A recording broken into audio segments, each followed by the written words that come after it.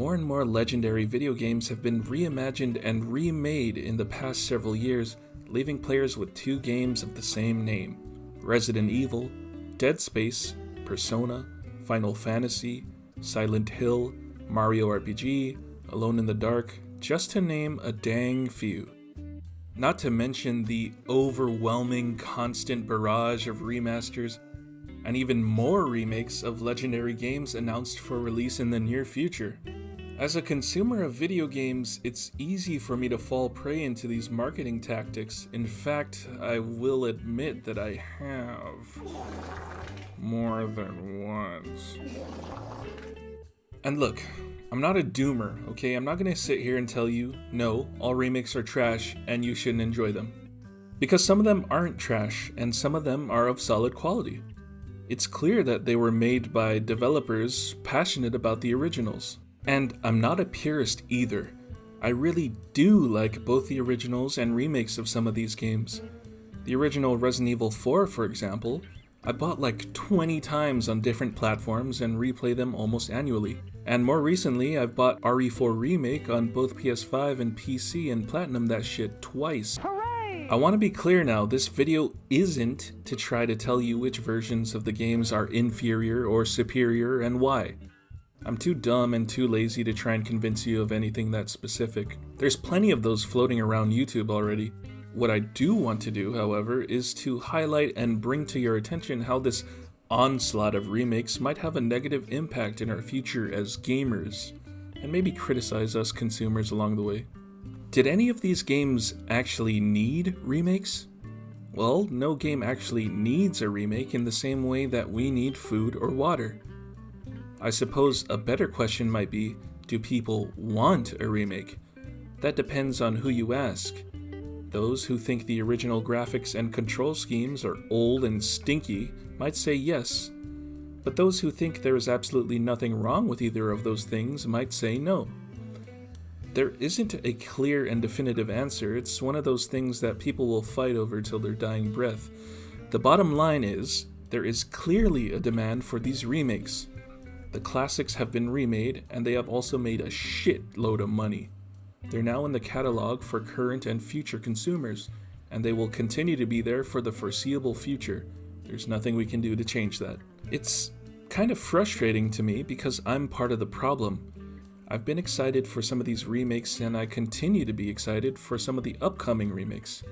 And at the same time, I realize how this onslaught of remakes and remasters is a symptom of how creatively bankrupt and stale the industry has become. I mean, take a look at this picture of games from the PS2 era I found on Reddit. So many fantastic, innovative, unique, and legendary games.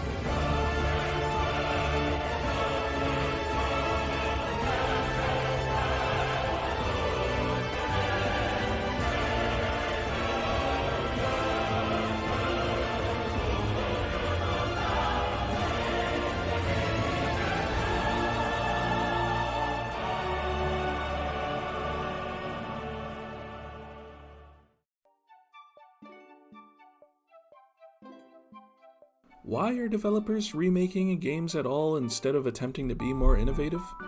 The answer is obvious: money. Let's not forget that the companies making these remakes are for-profit companies first and foremost. Their ultimate goal down the line is to make a profit. No matter how passionate a team is about a certain project, there's always an underlying theme of profiteering. These remakes of these legendary games were developed to churn out a profit, and that's the plain truth. Unless your game releases on day one free, open source, and devoid of any revenue generating methods whatsoever, you're out to make a profit. And there's nothing really wrong with that at all. I'm glad these companies are actually making use of and making good games with IPs that I love. And to be clear, I'm not saying that the companies behind the originals were angels themselves. It's not like they were releasing games out of the goodness of their own hearts. But at the very least, the originals were, for a lack of better words, original.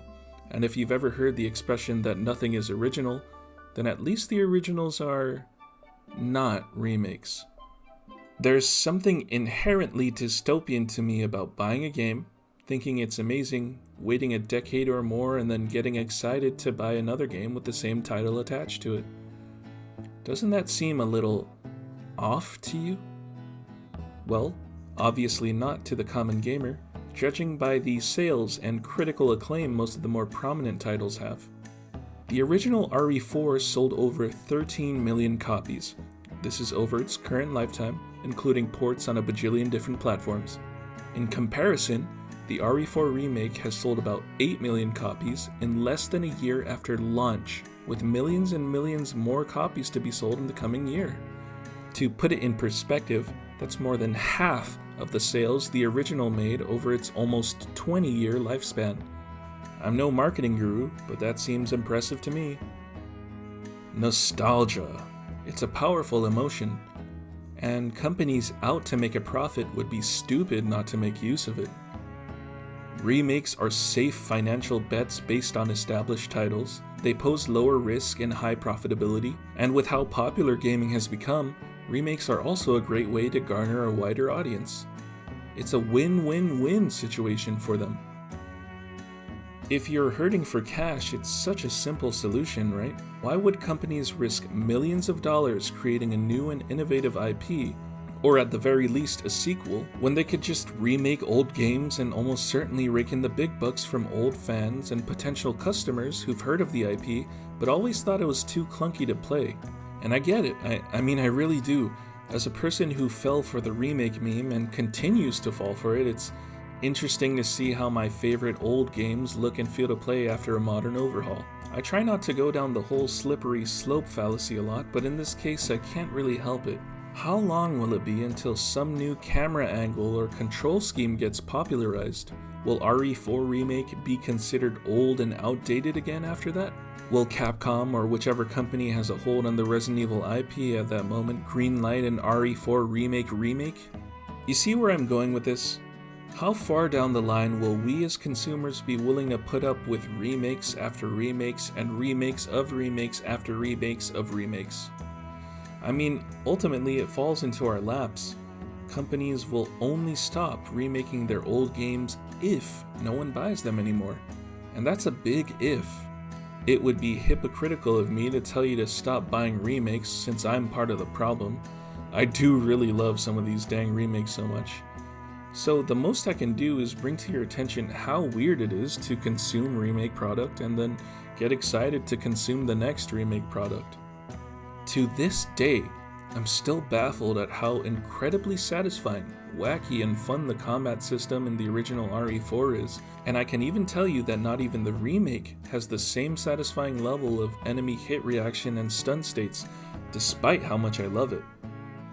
And I'm still amazed that no other IPs I've played have attempted to replicate this kind of combat except maybe God Hand, but that isn't exactly the same thing. The original RE4 was and still is one of the best games ever created. Can I say the same about the remake? No, not really, because almost nothing about it is truly innovative, and its lack of innovation is by nature, since after all it is a remake. More development time spent on remakes equals less development time spent on newer and potentially more interesting and innovative games. This is overall unhealthy, I think, for the industry as a whole. Lack of innovation means stagnation, and stagnation leads to the dumps. To be fair, just because a game has original ideas doesn't automatically mean success. Plenty of developers have tried to innovate and have gone bankrupt in the process. But at least they shot their shot, right? And at least they've shown other developers their new idea and how it could be incorporated into their own games. I'd much rather have 10 games with new ideas than 100 games with old and heavily tread-on ideas. Since 2017, Capcom's release schedule for mainline Resident Evil games includes 5 titles, 3 of which are remakes. That's 7 years and only 2 original mainline games. Time is going by so freaking fast, man. Just yesterday, I swear I was 12 and in middle school eating dirt or something and unlocking certain neurons in my brain to Raven from Teen Titans. And today I'm 26, rapidly approaching the pearly gates of my 30s. I got a job, and I'm looking for a GF. Ladies, hit me up. Point is, I'm gonna die way sooner than I think. And one of the things I enjoy most in life is playing video games. Time is the most valuable currency we have. Why would I want to wait years and years of my life waiting for one of my favorite developers to drop a remake of a game I already played? If you've watched until this far, first of all, thank you. Secondly, you might be thinking, so what? Who cares? Everyone wins in this situation. OGs get to see their favorite games remade, new players get to experience old titles, developers get to live longer. Play games that you like. I'm not going to stop you. I can't stop you. But I do want to point out how crazy consumerism has become to the point that we're happily buying the same games over and over again. Don't be like me. Don't be a consumer. Don't buy a remake product and get excited for next product. Hopefully, this whole remake craze is just a phase and will die down after all the super famous games are remade. In an ideal scenario, remakes would be delegated to studios who've proven their worth and have passion for the old games. Meanwhile, the OG studios get to work on new games. But it seems more likely that we'll just be getting more remakes. If that happens, I might have to get involved. It's hypocritical. It would be hypocritical of me to tell you to stop buying. God, are you shitting me? It would